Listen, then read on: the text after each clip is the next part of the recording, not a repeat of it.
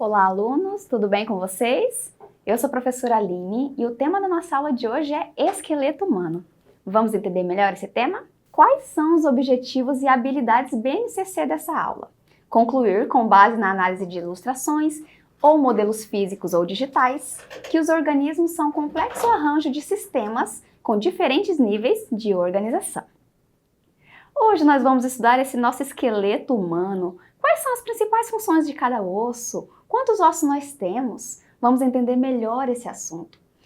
Quando nascemos, possuímos 276 ossos. Isso mesmo, o esqueleto das crianças possui um número maior de ossos do que o dos adultos. Isso ocorre porque ao longo da vida há junções entre os principais ossos. Quais são as funções do esqueleto humano? Como principal função, nós temos a sustentação do corpo e proteção ao nosso órgão. O esqueleto favorece o suporte do organismo e todos os órgãos internos à vista são protegidos por esse esqueleto. O esqueleto também atua na movimentação junto com os músculos. O esqueleto também possui apoio aos músculos esqueléticos, depósito de sais minerais, principalmente o fósforo e o cálcio, e também atua na produção das células do sangue. As células do sangue, glóbulos vermelhos, glóbulos brancos e as plaquetas, que são fragmentos celulares, são produzidos no interior dos ossos, na medula óssea. O esqueleto humano está dividido em esqueleto apendicular e esqueleto axial. Vamos observar a imagem? Esqueleto apendicular, formado pela cintura escapular, braço, mão, aqui nós temos os nossos membros, cintura pélvica, perna e pé. Já na região central do nosso corpo, nós temos o esqueleto axial, formado pelo crânio, caixa torácica e a coluna vertebral. O esqueleto axial ele é composto por 80 ossos. Como principal função, proteção ao encéfalo, uma porção do sistema nervoso central.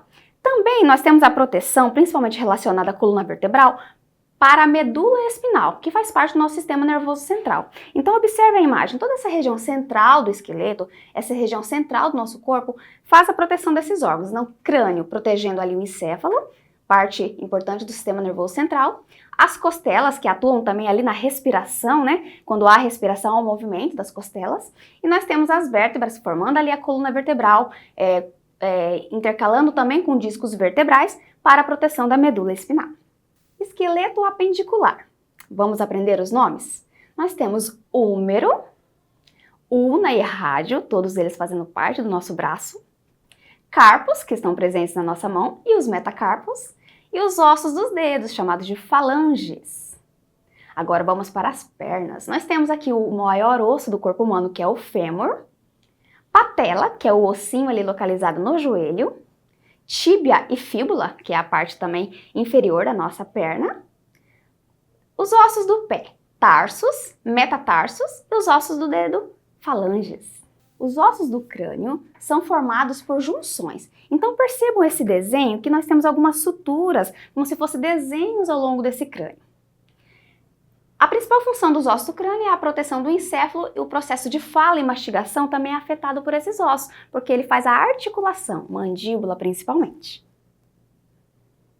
Vamos aprender mais sobre os ossos do crânio? Vamos observar a imagem. O osso é na região da nossa testa, o osso frontal. Nós temos o parietal, região superior ali da cabeça. Osso occipital, região traseira ali da nossa cabeça. Osso temporal na lateral, os ossos nasais, lacrimais, zigomáticos, que são aquelas aqui presentes ali nas nossas bochechas, e a maxila, responsável, entre outras funções, pela nossa mastigação. E a mandíbula aqui também representada.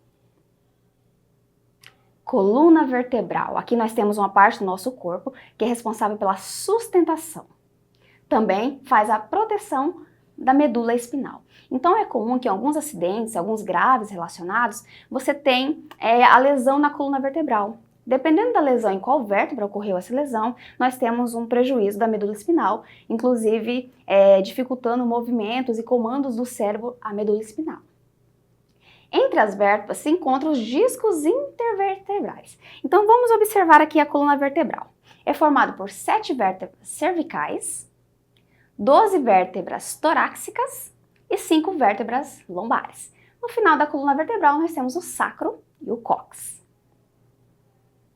Mais uma imagem do nosso esqueleto. Aqui nós temos a representação de todos os ossos, né? Esqueleto axial e esqueleto apendicular juntos. Observem a imagem.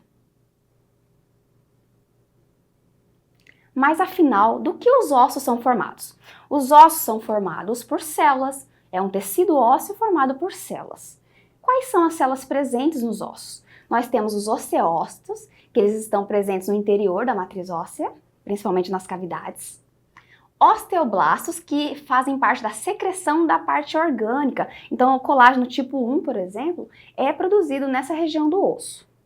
E os osteoclastos, que reabsorvem o tecido ósseo. Ele faz um remodelamento do osso. Então, o osso que já está sendo degradado, ele tem suas células reabsorvidas. Aqui nós temos a função dos osteoclastos nesse processo. Articulações. As articulações são as conexões entre dois ou mais ossos. A movimentação dos segmentos do corpo são facilitadas pelas articulações. As articulações mantêm todos os ossos do esqueleto juntos e estáveis, mas possuem diferenças nessas articulações. Nós temos articulações móveis e imóveis. Vamos aprender? Articulações fibrosas é o tipo de articulação que é imóvel. Onde ela está presente?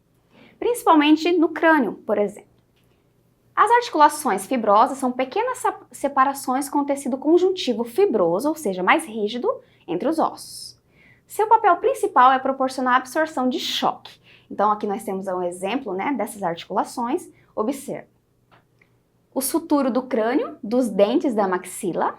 Vamos aprender sobre as articulações cartilaginosas, também chamadas de articulações semimóveis.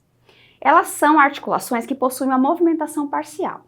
Como exemplo, nós temos essas articulações presentes nos ossos do quadril e nas vértebras.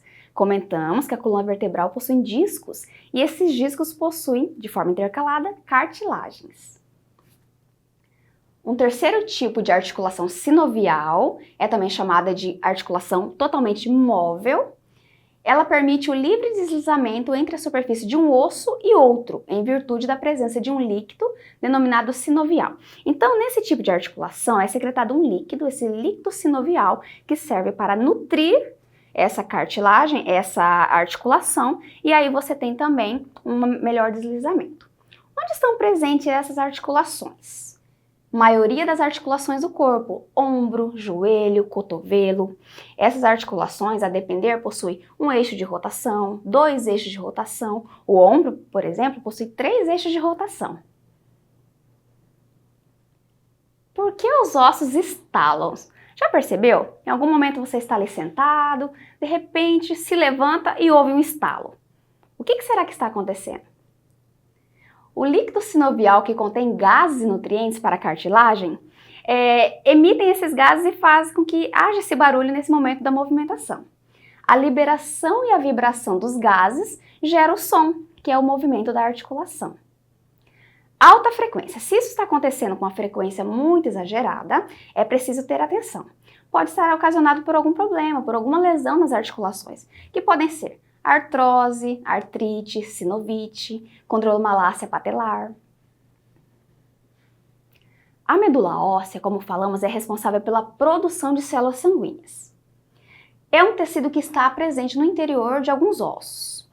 Tem a função de produzir essas células. Então, nós temos 2 tipos de medula, a medula óssea vermelha e a amarela. A vermelha é a responsável por essa produção. Vamos relembrar células sanguíneas, né? Produção dos glóbulos vermelhos, que transportam oxigênio, produção dos glóbulos brancos, que são responsáveis pela nossa imunidade, e também as plaquetas, que são fragmentos celulares responsáveis pela coagulação sanguínea. A leucemia é uma doença que afeta a produção dos glóbulos brancos, as células de defesa do nosso organismo. Nós temos ali uma mutação de uma célula, e essa célula jovem, que acaba sendo de forma imatura, se multiplica, e aí nós temos a geração dessa doença, e esse tipo de célula ele se torna dominante ali na corrente sanguínea. Vamos falar sobre algumas doenças que afetam os ossos. Primeiro, a mais conhecida, a osteoporose. É uma diminuição progressiva na densidade óssea, aumentando o risco de fraturas. Uma das causas da osteoporose é a falta de vitamina D. A vitamina D é aquela vitamina no nosso organismo que é sintetizada na pele a partir dos raios solares, e quando há uma deficiência dessa vitamina, há o risco maior de osteoporose. Artrite, doença crônica e autoimune que causa a inflamação das articulações. Artrose é um tipo de artrite que afeta as cartilagens que protegem as articulações e os ossos. Câncer ósseo, produção de células anormais no tecido ósseo. E o raquitismo, que é a falta de vitamina D no organismo, que também afeta o crescimento do indivíduo. Então você tem ali uma estrutura óssea mais fraca, sujeita a fraturas, pouco desenvolvimento e crescimento da criança. Chegou a hora de realizarmos alguns exercícios. Observe a tirinha ao lado. Começando hoje, eu me acho mais jovem. Aí tá o Garfield lá, né? Todo estralando. Isso vale também para os ossos. O que está acontecendo com esse bichinho, hein? Com o passar dos anos e o uso repetitivo de uma articulação, o líquido sinovial, líquido entre as articulações, se degenera. Quais são as principais funções desse líquido? Qual é a nossa resposta?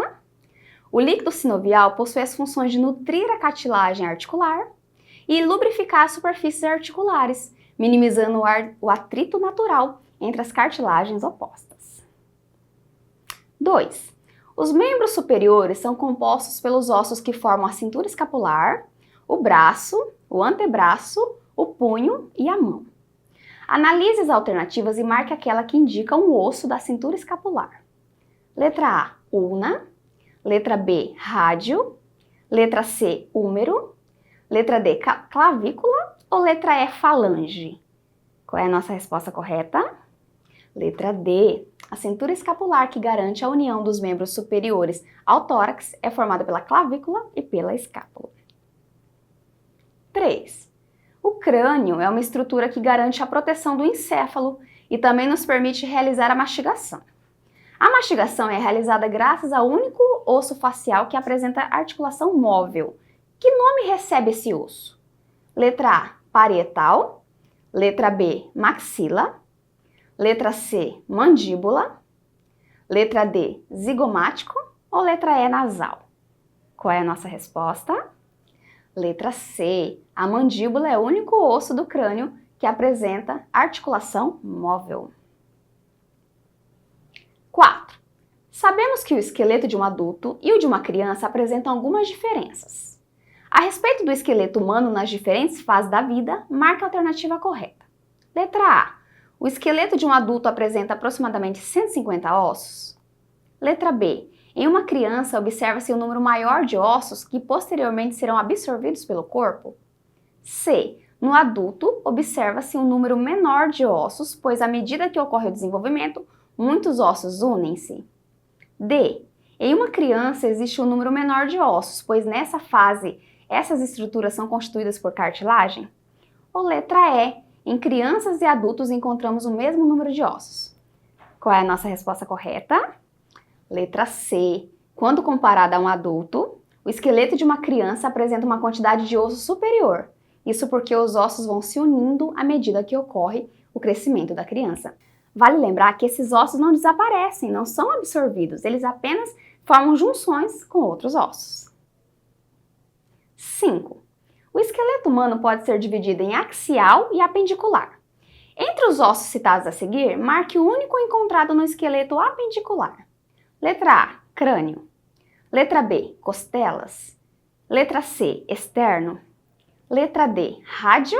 Ou letra E, vértebras? Qual é a nossa resposta? Letra D. O esqueleto apendicular é formado pelos membros de cintura escapular e pélvica. Como o rádio é um osso do membro superior, ele é considerado parte do esqueleto apendicular. Vamos de dica? Agora eu tenho uma dica de um filme para você, um filme muito emocionante. Uma Prova de Amor. Em Uma Prova de Amor, Sarah e Brian são informados que Kate, sua filha, tem leucemia e possui poucos anos de vida. É um filme que trabalha a questão da leucemia, as causas, os dramas que são envolvidos nessa doença. É isso, alunos. Essa foi a nossa aula sobre esqueleto humano. Eu espero você em uma próxima. Tchau!